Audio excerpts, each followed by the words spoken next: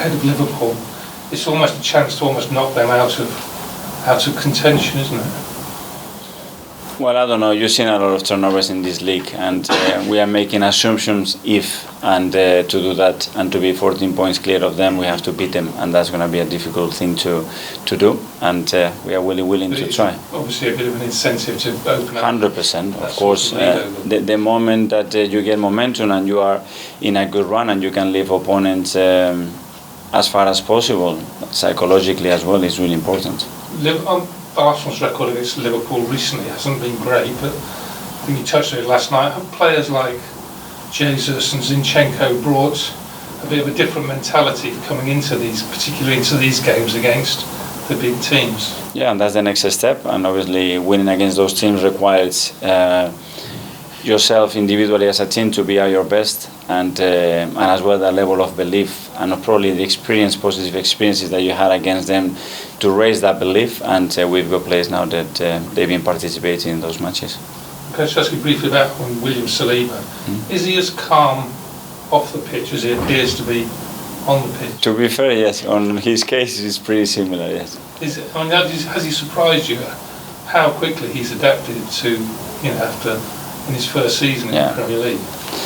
Yes, I was straight away really impressed the first few days after he got back in pre-season, and we could see how much he developed, but obviously to put from training session or friendly matches into this league, that's a completely different task, and get credit to the boy the way he's been handling that situation. But was there a doubt when he first joined up in the summer, was there any doubt that he would be staying here this season? No. So you knew straight away? Yeah. Gary? I'll follow up on the Saliba. How close is he to a new deal? Or is he close? I don't know. Whenever we have something to announce, we will.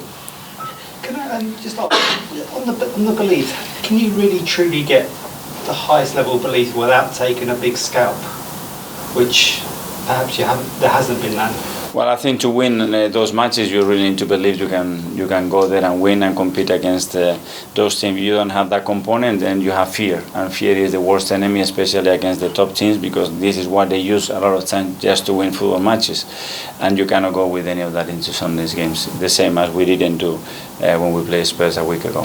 Did you sense that sort of fear in the sort of Man City game last year or the Man United game this year, but you didn't quite get over the line? No, it's not fear, but sometimes how you respond. And obviously against Man City, there were two very different games. One that we played 70 minutes with 10 men and we were 2-0 down already, or the game that we played at home and we were on top of the game, and then we played with 10 men and we ended up losing the game. I think the boys believe that we can play at that level, and it's going to require to play at that level to beat Liverpool. I know George mentioned Arsene, and you mentioned a few months ago about he was welcome to come back here. Has that got forward at all? Who? Arsene. You said about he's welcome to come back. Is there a date? He's more than welcome to come back. But there hasn't been any progress. We are trying, believe me. Okay, go 10:30 Saturday. Tom? A few questions about Ben White, if that's okay. Just a few minutes. He's really taken to that right back role, hasn't he? And especially given that he spent virtually all of last season at centre back and a lot of his time before. Are you surprised with how quickly and how well he's adapted to playing that position? I am. We all believe that he had the qualities to do that, and the most important step probably was for him to believe that he could do it, and him to feel comfortable in that position, and that position could maximize his potential as well, and give him another dimension as a player. The fact that now he can play in various positions, I think it makes him a more complete player, and I think he's very happy with that. When you bought him, was it ever in your plan that he could play there long term? Yeah. It was. Mm-hmm. Yeah. So the role that he is playing now, I guess it's especially at Spurs, second half, because it was very, very high, wasn't he? Supporting that front five in quite an interesting way, but he also can go deep and tuck in. Can you talk a bit about what you expect from him specifically in that role, especially those factors? That he can still be even more versatile, especially in attacking moments, to occupy different spaces. He's played in midfield, so at some stage he could play in those positions, more stuck in midfield. He's got the ability, obviously, in the first phase of the build-up, because he's so composed on the ball, to get the advantages that we want.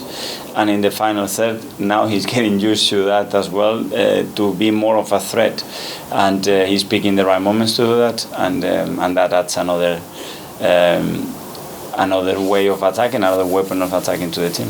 Is it his best position now? I don't know. We are really happy where he is. Obviously, the way William has been playing makes sense for him to play there, and that doesn't mean that he cannot play as a central defender. He's coming up against Trent Alexander-Arnold, of course, on Sunday, and people talk a lot about Trent and what he's good at and not so good at. But what do you think Ben can learn from a player like him, who's obviously come to the top in that position? Well, I think it's a very special talent. He's, I don't know, an attacking midfielder, a winger, a midfielder playing as a fullback. I think the way he can threat the opponent, especially with his range of pass, his capabilities to play with both legs, to play inside, to play outside, to play in different zones of the pitch and be so comfortable.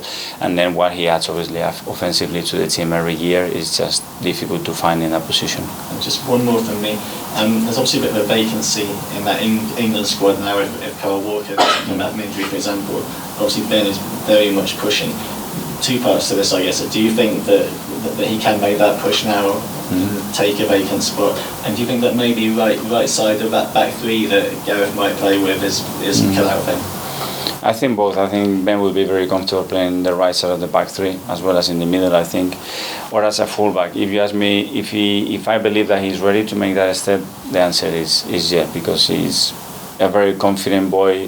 He gives you absolutely everything. He's always available. And I think he has the courage to play under real pressure. And finally, Tom. Mikel, with 9 wins in 10 this season, would you call your side mentality monsters yet, as Jurgen Klopp calls his men? Not yet, because you have to do that for a season, 2 seasons, 3 seasons, every 3 days, and we haven't done that yet. And I just ask about Gabriel as well. There's obviously been a lot of talk about Gabriel Magalhaes. There's obviously a lot of talk about William Saliba.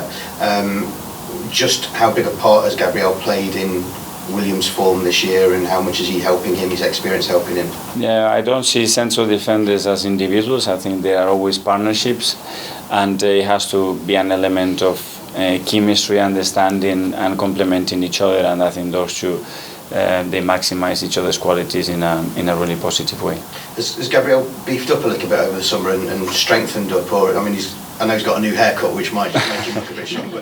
Is it something you've worked on, making him a bit more physically imposing? He's really, obviously, he was coming from France, still raw physically, wasn't developed, he wasn't in the muscular tone that obviously we wanted. He's been really disciplined and working really hard to improve that, because he understands the physicality in this league is really demanding, and you see him physically. I think everybody notices a change there.